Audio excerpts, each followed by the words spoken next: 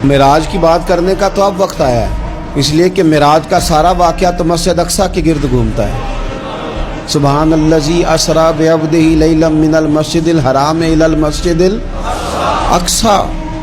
حضور نے معراج کی رات مسجد اقصی میں نماز پڑھائی تھی، اور ایک بار پھر سے طیبہ سے فلسطین میں آ، راستہ دیکھتی ہے پھر مسجد اقصی تیرا۔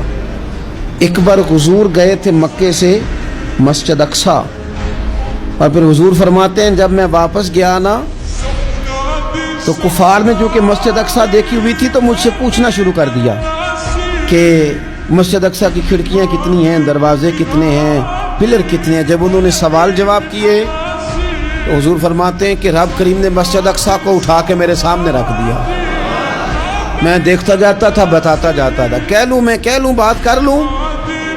ایک دفعہ حضور مکے سے مسجد اقصی آئے، اور ایک دفعہ مسجد اقصی میرے نبی کی زیارت کے لیے مکے گئی، حضور کی زیارت کے لیے مکہ شریف گئی۔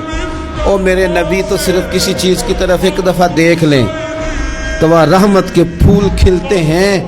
مسجد اقصی کی طرف منہ کر کے 17 مہینے میرے نبی نے نماز پڑھی ہے۔ مسلمانوں پتہ ہی کوئی نہیں، ہماری خبریں ہی اور ہیں، ہمارا درد ہی اور ہے، ہمیں پتہ ہی نہیں بم کہاں برس رہے ہیں، ہمیں یہ خبر ہی نہیں۔ اور میں اس دور میں تقریریں کر رہا ہوں جہاں سوتوں کو جگانا نہیں پڑتا، جاگتوں کو جگانا پڑتا ہے۔ سیانے لوگوں کو سمجھانا ہمارے ذمہ لگ گیا، کیا کرے؟ اس قوم کو سکھانا پڑتا ہے جسے پتہ سارا ہے، لیکن جان بوجھ کے آنکھیں ہماری بند ہیں۔ یہ مولوی کو بات کرتا تو لوگ کہتے دیکھو مولوی گالی دیتا ہے، لیکن اگر قائد اعظم محمد علی جناح کہے کہ اسرائیل امریکہ کی ناجائز اولاد ہے تو پھر تو تمہیں ہضم کر لینا چاہیے نا، پھر تو لیبرل کو بھی ہضم ہونا چاہیے نا کہ قائد اعظم نے کہا ہے، اور اس ناجائز بچے کو تم نے اتنی طاقتیں دے دی کہ وہ مسلمانوں کے قبلہ اول میں نماز پڑھنے والوں کو بھی نہ بخشے۔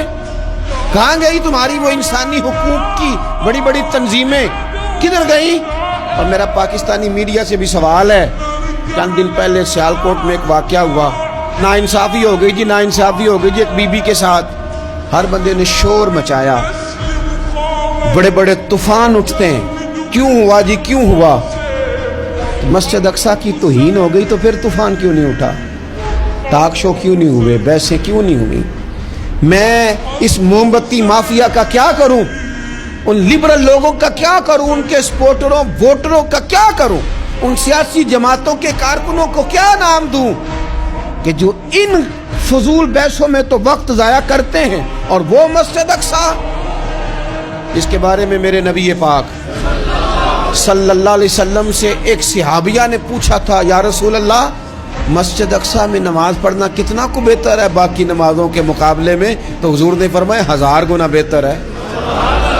بی بی عرض کرنے لگی سونیا میں جا تو نہیں سکتی، دل بڑا کرتا ہے۔